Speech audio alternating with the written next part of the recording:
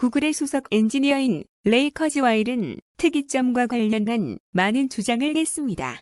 그에 의하면 대부분의 사람들은 오늘날 세계의 변화를 보고 같은 속도의 변화가 계속될 것으로 생각합니다. 미래는 조금 더 발전된 형태의 현재가 될 것이고 현재와 같은 방식으로 모든 것들이 계속적으로 변할 것이라고 상상합니다. 하지만 기술은 기하급수적으로 발전합니다. 한 지역의 발전은 다른 지역의 발전을 가능하게 합니다. 변화는 가속화되고 더욱 극적일 것입니다. 가까운 미래의 기술은 인간의 본성을 영구적이고 근본적으로 변화시킬 것입니다. 우리는 원한다면 자기 자신의 소스코드에 적응하여 지능을 이해하고 수정, 확장할 수 있는 능력을 가지고 있습니다. 인간은 2025년 특이점이라고 불리는 순간에 자신보다 뛰어난 기계를 만들 것입니다. 인공지능은 모든 분야에서 인간의 지능을 증가시킬 것입니다. 기계는 스스로 발명하고 개선할 수 있게 되고 더욱 가속화된 변화를 가져올 것입니다. 그 과정에서 유전학, 뇌정밀 검사, 나노기술, 가상현실, 로봇공학 등 이미 개발 중인 특정 과학과 기술은 사람들이 자신의 의식을 저장하고 복제할 수 있게 하며 이는 물리적 현실만큼 생생하고 유효한 가상현실에서 운영될 것입니다. 의사들은 현재의 사람들이 꿈만 꿀 수 있는 심장질 환소인을 바꾸는 것과 같은 신체 개선을 할 수 있게 될 것입니다.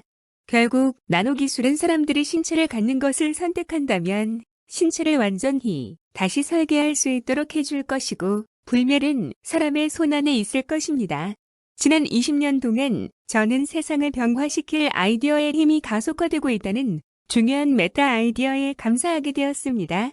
특이점에서는 인간과 기계, 생물학적 및 비생물학적 경계가 무너집니다. 비생물학적 지능은 물질과 에너지 패턴을 계산 도구로 사용하여 우리 영역에 있는 우주의 모든 것을 포함시킬 것입니다. 이러한 지능은 인간의 영역에 뿌리 두고 있지만 증식, 증강, 가속화된 지능은 우주 전역에 퍼질 것입니다. 자기다중 지능이 빛의 속도의 한계를 극복할 수 있느냐가 얼마나 오래 걸리는지를 결정할 것입니다. 특이점이란 무엇입니까? 매우 빠른 기술 변화의 속도, 매우 깊은 그 영향, 그리고 되돌릴 수 없을 정도로 변화될 미래입니다. 이 시점에서 당신은 이러한 생각들에 미쳤거나 터무니없다고 생각할지도 모르지만 합당한 반응입니다. 당신은 특이점 이전의 관점에서 특이점을 바라보고 있습니다. 특이점은 진화의 전체 과정만큼이나 인류에 엄청난 영향을 미칠 것이기 때문에 당신은 사람을 상상하려는 박테리아의 위치에 있는 것이나 다름없습니다. 하지만 박테리아와 비교했을 때 우리에겐 고도로 발달된 지능과 경험적으로 변화를 인식하는 두 가지 이점이 있습니다. 당신은 다가올 변화를 계획하고 기회로 활용할 수 있을 것입니다. 구글의 수석 엔지니어인 레이 커즈와일에 의하면 기술은 수익률 가속의 법칙에 따라 작용합니다. 한 영역에서의 진보는 다른 영역에서의 진보를 이끌어냅니다. 이것은 특히 다른 과학과 기술이 함축하고 있는 것을 배가시켜 더 많은 정보를 더 높은 수준의 복잡도에서 처리할 수 있게 하여 근본적으로 더 나은 결과를 만들어내는 정보 처리의 경우에 해당됩니다. 기하급수적인 성장은 기술의 주된 예시인 모든 진화 과정의 특징입니다. 새로운 발견은 해당 분야의 산업이나 기술을 개선하거나 가속화하는 데 그치지 않고 인류 전체가 새로운 수준의 이해로 도약하는 속도를 향상시킵니다. 연구자들의 새로운 통찰력을 탐색하고 통합함에 따라 지식과 기술은 개선됩니다. 이 현상의 소규모적인 예시로는 마이크로 프로세서의 속도 증가와 비용 감소가 있습니다. 마이크로 프로세서가 더 개선되고 저렴해짐에 따라 이 부품을 사용하는 기계도 마찬가지로 더 좋아집니다. 첨단 정보 기술이 경제를 통해 움직이면서 기술을 주도하는 물가 하락에 동반됩니다. 궁극적으로 우주 전체가 우리의 지능으로 가득 차게 될 것이고 이것이 우주의 운명입니다. 각각의 새로운 도구로 다음 도구를 구축할 수 있습니다. 따라서 패러다임 전환을 얻을 때까지 각 발견의 탐색 및 소진의 단계를 더 빠르게 진행합니다. 구글의 수석 엔지니어인 레이 커즈와일에 의하면 특이점으로 가는 길에 중요한 표지는 2025년쯤에 컴퓨터가 인간 두뇌의 계산 용량을 달성할 때 나타날 것입니다. 다양한 기술은 3차원 컴퓨팅, 양자 컴퓨팅, 그리고 계산의 DNA를 사용하는 것을 포함하며 이들은 컴퓨터가 인간 두뇌의 계산 용량을 제공할 수 있는 잠재력을 갖게 합니다. 어떤 방식을 사용하는지는 중요하지 않습니다. 더 중요한 것은 몇십 년 안에 컴퓨터가 패턴 인식, 지성, 정서 지능의 인간의 능력을 재현할 수 있을 것이라는 사실입니다. 2018년에는 약 $1,000의 인간의 두뇌 용량만큼의 메모리를 컴퓨터 부품으로 사게 될 수 있을 것입니다. 10년에서 15년 후에 사람들은 합리적인 가격에 이만큼의 용량뿐 아니라 지적 능력 자체도 구입할 수 있을 것입니다. 2040년대 중반까지 비생물학적 지능이 명백한 우위에도 불구하고 우리의 문명은 여전히 인간 문명일 것입니다. 우리는 생물학을 초월하겠지만 인간성은 초월하지 않을 것입니다. 만약 연구원들이 물리적 컴퓨팅 용량이 어떻게 작동하는지 이해하기 위해 역공학을 사용하지 않는다면 물리적 컴퓨팅 용량을 갖는다는 것은 큰 의미가 없을 것입니다.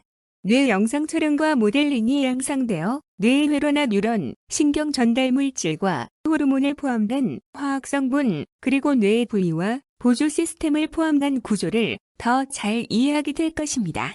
2020년경에는 연구원들이 나노봇을 이용해 뇌를 지도화한 뒤 이를 조절하고 고칠 수 있게 되고 2030년대에 과학자들은 뇌의 내용물을 스캔하고 저장할 수 있게 될 것입니다.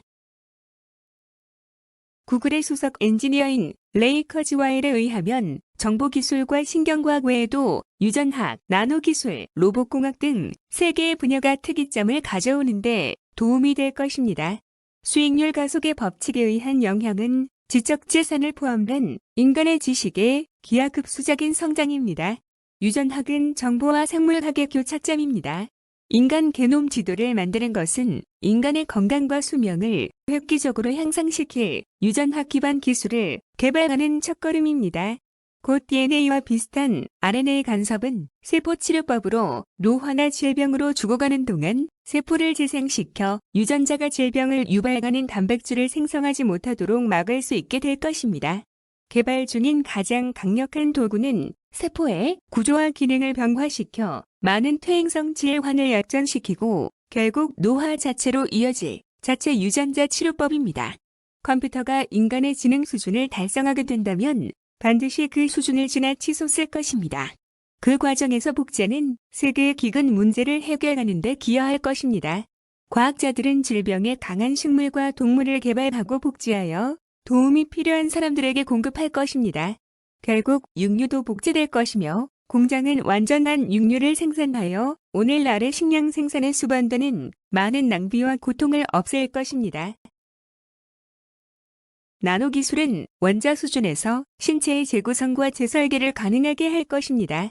하지만 그 전에 연구자들은 아주 작은 규모로 작동할 수 있는 컴퓨터, 나노봇 또는 원자 규모의 기계, 나노봇을 안내하는 명령어 기계, 나노봇의 동력을 공급할 에너지, 그리고 외부 환경 요인의 방해를 받지 않도록 하는 방법 등 여러 가지 도구들을 만들어야 할 것입니다.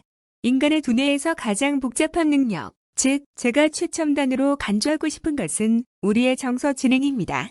구글의 수석 엔지니어 레이 커즈와일의 말입니다.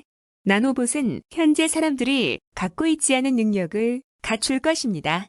예를 들어서 암과 같은 특정 조직에 약을 전달할 수 있을 것입니다. 또한 나노봇은 원료를 만들어 제조에 박차를 가하고 운송비와 절벽비를 없앨 것입니다. 일부 연구자들은 나노봇이 인간 폐기물로부터 에너지를 만들 수 있을 것으로 생각합니다. 나노기술은 물리적인 세계, 즉 우리의 몸과 뇌를 포함한 분자 조각에 의한 분자 조각 혹은 원자 조각에 의한 원자 조각을 재건할 수 있는 도구를 보증합니다. 모든 기계 공정이 효율적으로 됨으로써 탄소 나노튜브의 사용을 통해 에너지 전달이 개선되고 에너지 저장도 더욱 정교해질 것입니다. 그러므로 에너지 사용량은 떨어질 것입니다. 제조업은 에너지 중립적으로 되거나 어쩌면 에너지를 만들어낼 수도 있을 것입니다. 수소연료 전지는 에너지 경제를 분산시켜 운송비를 절감합니다. 사람들은 로봇을 지치지 않는 일꾼으로 생각하겠지만 로봇공학에서 가장 중요한 역할은 인공지능의 발전을 증진시키는 것입니다. 비록 인식하지 못했더라도 음성인식이나 데이터 마이닝 소프트웨어를 사용한 적이 있다면 이미 특수목적 인공지능, 즉 한 가지 일만 하는 인공지능을 접했을 것입니다. 구글의 수석 엔지니어인 레이 커즈와일은 말합니다. 강력한 인공지능의 등장은 이번 세기가 보게 될 가장 중요한 변화입니다. 실제로 생물학 자체가 출현한 것과 견줄만 합니다. 하지만 강력한 인공지능은 인간을 뛰어넘는 인공지능입니다. 2029년에는 인공지능 기계가 자연스러운 언어를 사용하여 사람과 대화하는 컴퓨터 과학자 앨런 튜링의 유명한 테스트를 통과하게 될 것입니다. 강력한 인공지능은 나노 기술보다도 더 많은 것을 병화시킬 것입니다. 강력한 인공지능이 가장 먼저 주목할 것은 자신의 능력을 강화시키는 것입니다. 그 자체를 증가시키고 증폭시키고 가속시킬 것입니다. 진화는 더 큰 복잡성, 우아함, 지식, 지능, 아름다움, 창조성 그리고 더 큰 수준의 사랑과 같은 세심한 속성을 향해 나아갑니다. 연구자들은 이미 강력한 인공지능 개발의 여러 가지 준비 단계를 밟았습니다. 인간의 두 눈의 기능의 지도를 제작하고 저장 및 계산 능력을 증가시키는 것 외에도 논리적으로 일관된 규칙을 따라 단일 작업을 수행하는 전문가 시스템, 메시지를 정렬할 때 스팸 필터를 안내하는 베이지안 네트워크, 일부 음성인식 소프트웨어에서 확률을 사용하여 패턴을 식별하는 마르코프 모델, 환경 조건에 대응하여 해결 방법을 진화시키는 신경망과 유전 알고리즘, 그리고 결과를 다시 한번 보게 하는 반복 검색 등을 만들어냈습니다. 유전학, 나노기술, 그리고 로봇공학의 광범위한 함축성과 복잡성 때문에 책임 있는 개발과 구현은 필수적이지만 인류에게 큰 도움이 되지 못했습니다. 일부의 위험은 이미 존재하기 때문에 쉽게 상상할 수 있습니다. 예를 들어서 컴퓨터가 널리 사용되면서 원자 무기를 만드는 방법과 같은 파괴적인 정보의 배포가 쉬워졌습니다. 하지만 다른 위험들은 훨씬 더 위협적일 수 있고 이 위험들은 종종 지혜나 혁명을 매우 흥미롭게 만드는 것과 동일합니다. 예를 들어서 나노봇은 효과적이기 위해 스스로 복제해야 하며 자체적으로 증식하는 기계입니다. 하지만 한 과학자는 비록 몇 주가 걸릴 가능성이 높지만 오작동이나 하기로 인해 복제 과정이 중단되지 않고 계속되면 나노봇은 3시간 30분 만에 지구상의 모든 물질을 소비할 수 있다고 말했습니다. 이론적으로 과학계는 특정 위험 분야를 외면하고 발전시키지 않기로 결정할 수 있지만 현실에서 그러한 결정을 시행하는 것은 억압적인 전체주의 국가이어야 합니다. 그와 같은 강제는 실험을 지하로 숨어들게 해 오직 범죄자들과 범죄 국가들만 이를 수행할 수 있게 해줄 뿐입니다. 이는 결국 책임있는 시민과 국가로 하여금 그들의 위협에 대응할 수 없게 합니다. 정부가 나노봇의 자기복제 능력과 같은 일부 응용 프로그램을 제한할 수 있더라도 주요 전략은 책임감 있고 윤리적인 개발이어야 합니다. 그들은 유전 기술을 위한 개발 과정을 능률화하고 국가들 간의 협력을 구축하고 새로운 기술의 약속과 위험, 둘 다에 대해 지구상의 모든 사람들을 교육해야 합니다. 특이점은 우주와 그 안에 있는 공간에 대한 인류의 이해에 근본적인 변화를 일으킬 것입니다. 인간은 물질로 만들어진 한정된 존재가 아니라 오히려 정보의 패턴입니다. 죽음, 그리고 공간과 물질의 한계는 사라질 것입니다. 특이점은 인류 진화의 다음 단계입니다.